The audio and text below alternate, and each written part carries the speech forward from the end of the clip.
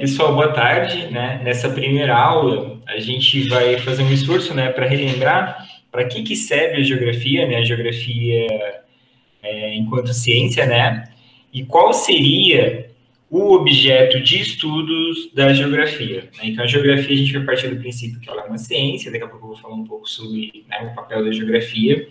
E qual seria o objeto de estudos da geografia? A geografia existe para quê? Né? Em outras ciências, fazendo um paralelo, elas também têm um objeto de estudo, a medicina no corpo humano, né? Se a gente pegar a biologia, uma determinada parte da biologia são as plantas. Então, a geografia também tem, ela possui um objeto de estudos. Então, nessa aula, a gente entender o papel da geografia e qual seria esse objeto de estudos e como a gente estuda, né, o desenvolvimento desse objeto de estudos, que é muito importante para a geografia, tá? Então, a geografia ela tem um objeto de estudo que ele é o espaço geográfico, né? A gente chama ele de espaço geográfico, não é só o espaço, é o espaço geográfico, porque ele é um espaço específico, é um espaço produzido a partir de uma relação, e essa relação, né, que vai produzir esse espaço geográfico, que é o objeto da geografia, é o que faz a geografia existir enquanto ciência,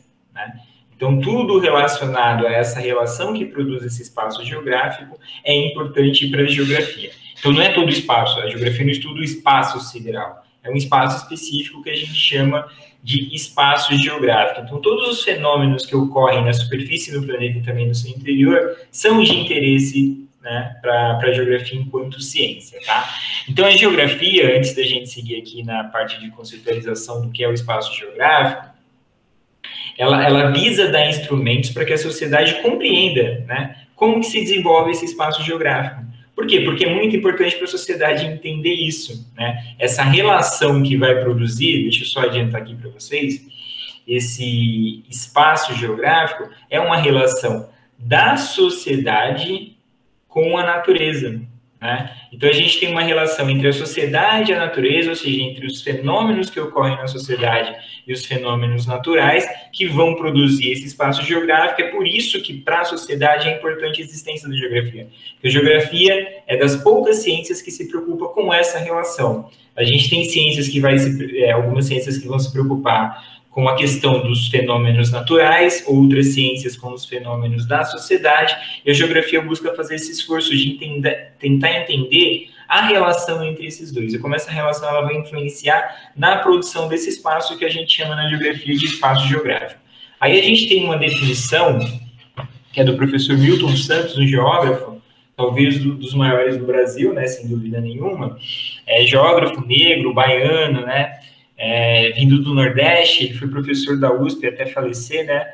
Um dos maiores nomes de geografia, não só do Brasil, mas também do mundo. Ele diz que o espaço geográfico ele é formado por um conjunto indissociável, solidário e também contraditório de sistemas de objetos e sistemas de ações, não considerados isoladamente, mas como um quadro único no qual a história se dá, né?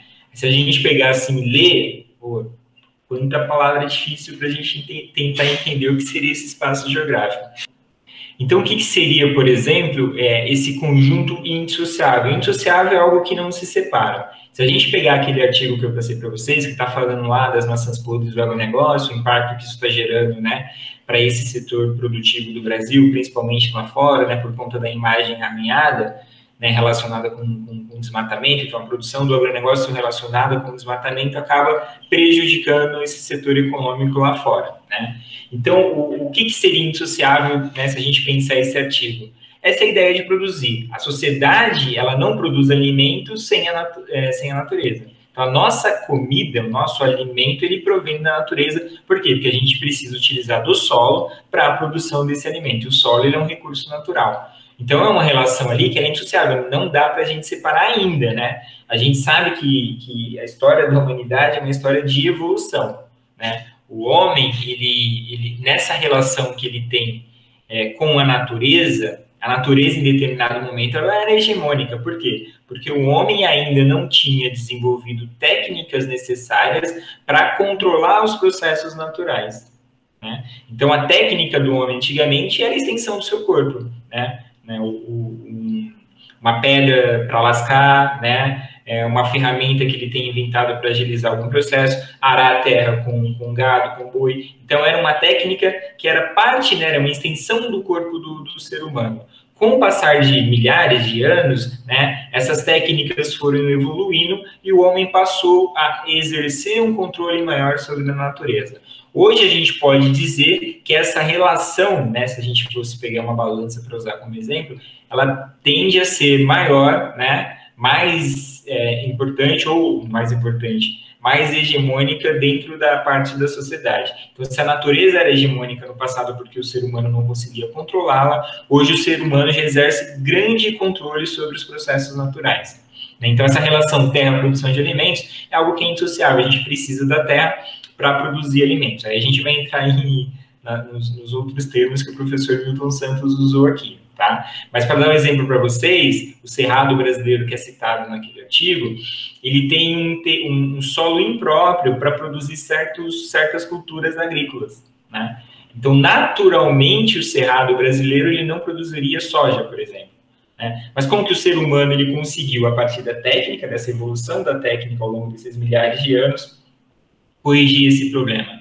Inserindo nesse sistema natural insumos artificiais. Então, ele vai pegar lá calcário para corrigir o solo, né? Ele vai usar fertilizantes químicos para aumentar a produtividade daquela terra e fazer com que, por exemplo, a soja entre naquele domínio morfoclimático, né? Aquela região, né? Para poder produzir, porque antes a soja não é do cerrado, ela é trazida para o cerrado, né? Talvez aí a questão do relevo favoreça a produção da soja, mas os outros elementos naturais não. Então, o homem ele corrigiu isso daí com a técnica. Então, se a natureza era hegemônica no passado, o ser humano, com essa evolução técnica que está muito acelerada, inclusive, nesses últimos anos, né, nesses últimos 100, 200 anos, ela se deu de uma maneira muito acelerada, ele consegue exercer um controle maior à sociedade, de maneira geral, sobre a natureza. Então, indissociável seria essa ideia. Terra, produção de alimentos, é uma relação indissociável. Aí, se a gente pegar solidária e contraditória, solidária é o que a natureza está dando para a gente, né? Sem cobrar nada, o ser humano é que impõe valor nas coisas, o solo para que a gente sobreviva, para que a gente produza o nosso alimento e a partir daquele alimento a gente consiga se desenvolver enquanto ser humano. Não é uma relação solidária, né? Se a gente pensar a partir desse prisma. E também contraditória, olha que loucura. Contraditória por quê? Porque ao mesmo tempo que a natureza ela fornece, né, o solo para que a gente produza alimento, o ser humano está ali degradando aquele solo. Né? A gente vê lá no artigo que um dos pontos principais é o desmatamento.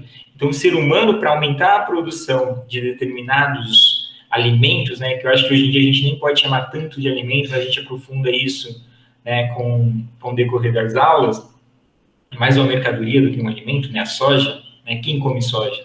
A soja no Brasil, por exemplo, para a maioria da população, é o óleo de soja. A parte boa da soja, ela serve muito mais para alimentar os rebanhos de outras partes do mundo do que a população brasileira em si. Então, é contraditório, porque para produzir, aumentar a produtividade dessa mercadoria, né, que a gente pode encarar agora como alimento, depois a gente aprofunda esse debate, ele destrói a natureza, ele degrada, ele desmata, ele coloca muito insumo químico, muito veneno, ele contamina os lençóis freáticos.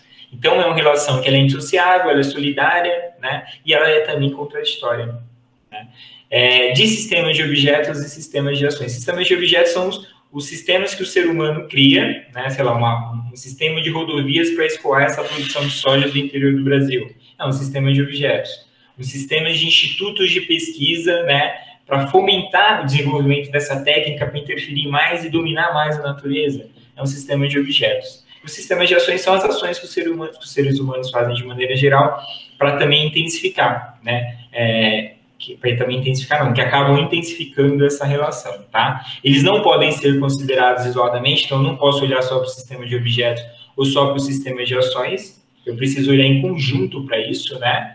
Os sistemas de objetos e os sistemas de ações, as ações que os seres humanos, de maneira geral, tomam, né? Aí, para pegar aqui um exemplo de sistema de ações, a gente pode pegar os acordos, né, relacionados com a questão ambiental no mundo, né? É parte de um sistema de ações dos seres humanos para tentar frear, né, esse processo acelerado de degradação da natureza. Ou, se a gente trazer aqui exemplo brasileiro, a gente tem um ministro do Meio Ambiente no ano passado, numa reunião ministerial, que disse que era o momento de aproveitar a comoção gerada em torno da pandemia do coronavírus para passar a boiada. Né? Então, o que seria passar a boiada? Acelerar esse processo de degradação e destruição da natureza. Enquanto todo mundo está prestando atenção no coronavírus, a gente aproveita para acelerar esse processo de degradação e destruição da natureza, principalmente nessas áreas ali que o artigo vai tratar, do Cerrado e da Amazônia, tá? Aí no quadro único no qual a história se dá, então eles não podem ser considerados isoladamente, a gente precisa ver o sistema de objetos, o sistema de ações de maneira conjunta, e é aí que a história vai se dar. A história da sociedade, do ser humano, ela vai se dar dentro desse quadro, dentro desse espaço geográfico que o Milton Santos ele traz para a gente, tá? Então, só para revisar, a geografia é essa ciência, né, que vai tentar entender essa relação da sociedade e natureza, que vai produzir esse espaço geográfico. Esse espaço geográfico é o objeto de estudos da geografia, tá? Aí, para tentar compreender, né, toda essa complexidade, a gente pegar aqui a citação do Milton Santos, é uma citação complexa, né, para a gente entender assim de primeira, né? Então, para compreender esse espaço geográfico, como ele se desenvolve, como se dá a produção desse espaço geográfico, alguns conceitos são muito importantes, tá? Para que a gente compreenda esse processo. Os conceitos a gente vai ver mais a fundo na próxima aula, tá? O conceito de território, o conceito de região, o conceito de paisagem, o conceito de lugar, né? E, por fim, o conceito de globalização. Território, região, paisagem, lugar são ferramentas da geografia, né? São específicas da geografia, outras ciências acabam utilizando, mas foram criadas e pensadas na geografia esses conceitos para tentar entender como se dá a produção desse espaço geográfico, essa relação da sociedade e natureza. A globalização já é um conceito de várias ciências. Ela não é da geografia, ela não é da sociologia, ela não é da história. É um conceito que caminha em diversos ramos científicos, né? Tá lá na geografia, na história, na biologia, na física, né? Hoje ela é um conceito quase que universal, né? E a globalização também é importante para a gente tentar entender a produção do espaço geográfico, tá? Então, na próxima aula, a gente vai ver território, região, paisagem, lugar e também a ideia de globalização, tendo como base sempre de diálogo esse artigo que eu passei para vocês, né? Então, a gente tentar entender a partir daquele artigo como que está inserido o território ali, como que está inserida a questão da região, da paisagem, do lugar, e como que a globalização também entra, né? Como que dialoga, como que conversa com aquele artigo que eu passei para vocês anteriormente, tá?